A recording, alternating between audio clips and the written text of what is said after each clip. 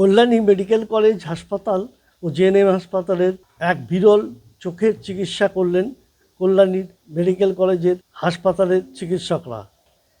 একটি ব্যক্তির মাস তিনেক আগে দুর্ঘটনায় ডান চোখের হাড় মাল্টিপল হাড় ভেঙে গিয়েছিল। তিনি প্রথমে কল্যাণী এইমসে যান, সেখানে শুধুমাত্র চামড়ার ক্ষত শুকিয়েছে, কিন্তু হাড় তার জোড়া লাগেনি। আগামী দিনে সে আর চোখে দেখতে পারতো না, এমনটাই অভিযোগ ডাক্তারদের। তারপরে কল্যাণী জেএনএম মেডিকেল কলেজ হাসপাতালের সরকারি হাসপাতালে এসে ওই রোগীকে এই মাল্টিপল হাড়ের জোড়া লাগানো হলো এবং সম্পূর্ণ বিনামূল্যে। প্রচুর ব্যয় সাপেক্ষ এই জটিল অস্ত্রোপচার করে সফলতা পেলেন কল্যাণী জেএনএম হাসপাতালের চিকিৎসকরা। খুশি রোগীর পরিবার সরকারি হাসপাতালে এত ভালো পরিষেবা পেয়ে। গতকাল যে বিশ্বনাথ দাস যে পেশেন্টেরও সার্জারি হয়েছে, সেরকম সার্জারি এবং আরও কমপ্লিকেটেড হেডনেক সার্জারি আমরা প্রতিনিয়তই এই হসপিটালে করে থাকি। গতকালের অপারেশনটা একটু আলাদা কয়েকটা দিক থেকে। কোন দিক থেকে আলাদা? কারণ গতকালের যে পেশেন্টের অ্যাক্সিডেন্টটা হয়েছিল প্রায় 3 মাস আগে, 3 মাস আগের একটা রোড ট্রাফিক অ্যাক্সিডেন্ট, তাতে ডান চোখের হাড় মাল্টিপল জায়গায় ভেঙে গেছিল। ডান চোখের হাড়কে আমরা বলি অরবিট বা অক্ষিকোটর। এই অরবিটের হাড়, অনেকগুলো হাড় একসাথে মিলে অরবিটটা তৈরি করে। ওই হাড়টা মাল্টিপল জায়গায় 4-5 জায়গায় ভেঙে গেছিল। শুধু ভেঙে গেছিল না, তারপরে সেটা 3 মাস প্রায় 3 মাস সেটার কোনো অ্যাটেন্ড করা হয়নি। সেটাকে নরম চামড়ার কিছু ইনজুরি ছিল, সেগুলো রিপেয়ার হয়েছিল, সেলাই হয়েছিল, কিন্তু হাড়ের ভেঙে যাওয়াটাকে অ্যাটেন্ড করা হয়নি।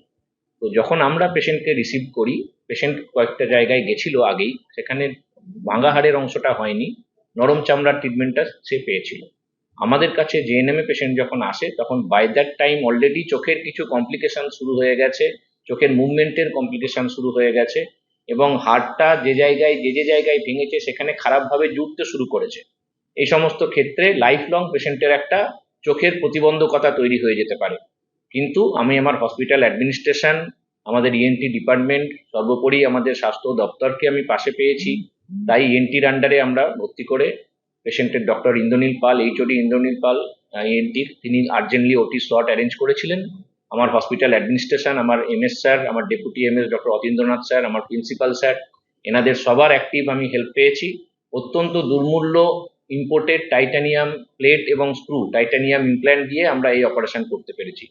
বডির 3টে জায়গায়, চোখের চারপাশের হাড়ে 3 জায়গায় প্লেট এবং স্ক্রু বসেছে, যেগুলো বিদেশি টাইটানিয়াম, যেগুলো খুবই খরচ সাপেক্ষ, কিন্তু বিনামূল্যে আমাদের স্বাস্থ্য দপ্তরের সহযোগিতায়, আমার হসপিটাল অ্যাডমিনিস্ট্রেশনের সহযোগিতায় আমরা এটা করতে পেরেছি। চ্যালেঞ্জিং ছিল, কিন্তু সেটা করা গেছে পুরোটাই সরকারেরই সাহায্যে এবং সরকারের হেলথ ডিপার্টমেন্টের সাহায্যে। বাইরে করতে গেলে এই সমস্ত অপারেশনে প্রায় 2-3 লক্ষ টাকা খরচ হয়ে যায় কম করে। ডেন্টাল ডিপার্টমেন্ট থেকে আমি ছিলাম কুশল চ্যাটার্জি, আমার সাথে আমার কলিগ ছিলেন ডক্টর কোটন ঘোষ।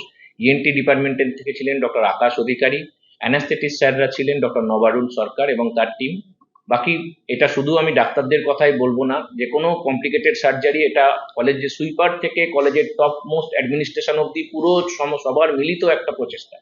তাই আমি সবার নাম এই ক্ষুদ্র পরিসরে করতে পারবো না, কিন্তু সবার ভূমিকা এখানে অনুষ্ঠিত। এই ওটিটাকে এক কথায় বলে open reduction and internal fixation of comminuted and malunited orbital fracture. মানে পুরোনো ফ্র্যাকচার, সেটা ম্যালিউনাইটেড হয়ে গেছে, chances of infection is there. Orbit মানে চোখের ঘোরাফেরা, চোখের দৃষ্টিশক্তিরও সমস্যা হতে পারে, সেগুলোকে আমরা অ্যাড্রেস করতে পেরেছি। ঝুঁকিপূর্ণ তো নিশ্চয়ই ছিল, কিন্তু এখনো অবধি থিংস আর গোয়িং স্মুথলি, কারণ আমরা ভাঙা হাড়গুলোকে ঠিকঠাক তাদের যেটা নর্মাল জায়গা সেখানে এনে জুড়তে পেরেছি। এবার 3 মাসের যেহেতু একটা গ্যাপ হয়ে গেছে, কিছু হয়তো রেসিডুয়াল ডিফর্মিটি থাকলেও থাকতে পারে, সেটা ইন ফিউচার আমরা বুঝতে পারি। পেশেন্টের বয়স 48 ইয়ার্স। আমরা 1-2 দিন রাখবো, কিছু আইভি মেডিকেশনস পাবে, তারপরে আমরা ছেড়ে দেবো। আমি ডক্টর কুশল চ্যাটার্জি, ম্যাক্সিলোফেসিয়াল সার্জন, ডেন্টাল ডিপার্টমেন্টে আমি অ্যাসিস্ট্যান্ট প্রফেসর। আমি স্করপিও চালাচ্ছিলাম, ডাম্পারের সাথে সাইকেলওয়ালাকে বাঁচাতে গিয়ে একটু ডান দিকে চেপেছি, ডাম্পারের মুখোমুখি হয়ে গেছিল। আমার কাছে মনে হয় আমি 100% সাকসেস হয়েছি। এত বড় অপারেশন এই জেনে হয়তো এই মানে স্যারদের কাছে শোনার প্রথম হলো আর কি।